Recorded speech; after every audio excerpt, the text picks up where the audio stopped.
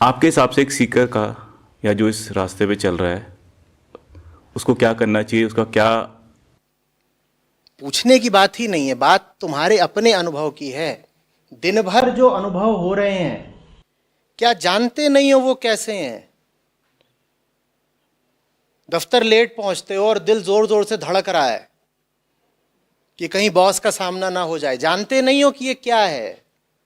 हाँ, अब तुम इसको किसी सुंदर शब्द के पीछे ढांप दो तो अलग बात है, वरना तुम्हें पता होना चाहिए ना कि तुम एक ऐसी जगह पर आ रहे हो जहां तुम्हें डर है। और अगर ये नहीं पता वाकई कि जीवन कैसा चल रहा है, तो कोई गुरु, कोई ग्रंथ, कोई अध्यात्म मदद नहीं कर सकता। देखिए, शुरुआत वहां से होती है जहां सबसे पहले आप कहें कि आपको समस्या है। आप अगर कह रहे हैं कि आपको पता ही नहीं है कि समस्या है भी कि नहीं, तो कोई शुरुआत कैसे होगी? अगर ठीक ही चल रहा है सब तो चलने दो भाई, क्यों उसको छेड़ते हो? और ठीक नहीं चल रहा तो उसे चलने क्यों देते हो? इतना इजी होता तो फिर इतनी जरूरत ही नहीं थी सबकी। इतना ही इजी है। समस्या पता न होने की नहीं है। समस्या है, वो हमें पता है, उसका सोल्यूशन निकल नहीं पा रहा है, समस्या वो बात मान है। कहाँ रहे हो समस्या को? समस्या को ही अगर अपनी उपलब्धि मान रहे हो तो समस्या का समाधान कभी होगा क्या? तुम्हारी जिंदगी की जो बड़ी से बड़ी समस्याएं हैं, देखो कि उसमें से कितनी संयोगवश आई हैं और कितनी तुम्हारी उपलब्धियां हैं जो तुमने कोशिश कर करके कमाई हैं। जहां तुम बहुत हर्षाए थे जब जीत गए थे और पा लिया था कि ये देखो, बैंड बाजे के साथ मैं समस्या लेके आया हूं। अब कैसे मानोगे कि वो समस्या है? तो फिर कहते हो कि नहीं, परेशान तो हूं पर समस्या समझ नहीं आ रही। समस्या समझ क्या नहीं आ रही? समस्या तो सामने बैठी है, पर हिम्मत नहीं है ये कह पाने की कि समस्या है। सबसे पहले वो ईमानदारी चाहिए। देखिए, हम बार बार ये कह के कि मैं अनभिज्ञ हूं अपनी समस्या से, अपने लिए बचने का बहाना तैयार कर लेते हैं। हम अनभिज्ञ नहीं हैं।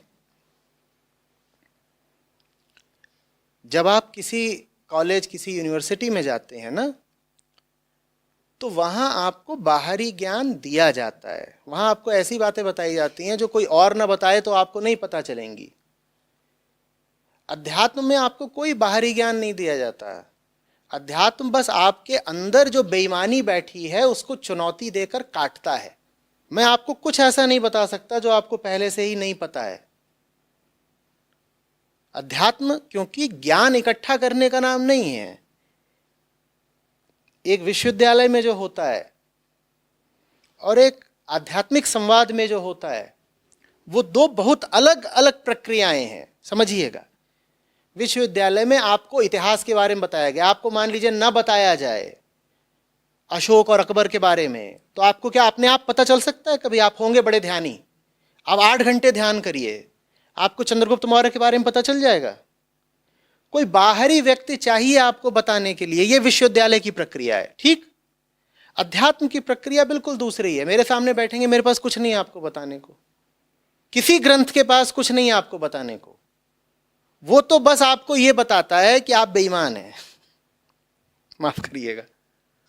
वो हमारी आंतरिक माया को चुनौती देते हैं।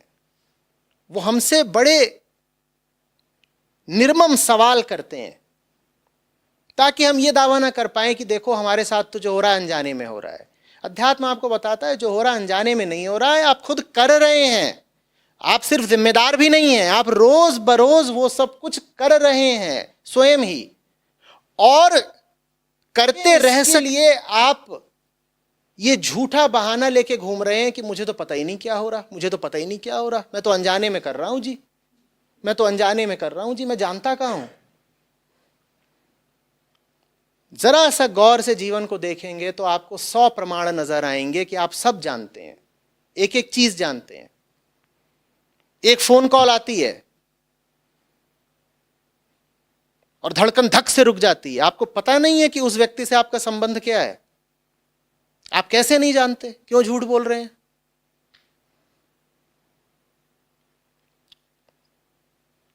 रविवार है और आप सोमवार की ओर किस तरह देखते हैं, इससे आपको बिल्कुल पता नहीं चल जा रहा कि आप अपना पूरा हफ्ता कैसे बिताने वाले हैं।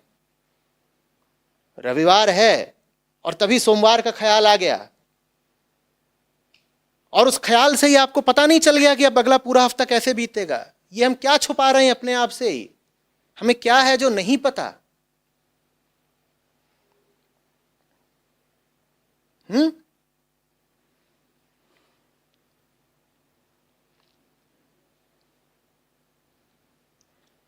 फ्रॉयड ने तो इस चीज को और ज्यादा स्थूल कर दिया था। वहां फ्राइडियन स्लिप ऑफ टंग चलता है, फ्राइडियन स्लिप्स बोलते हैं।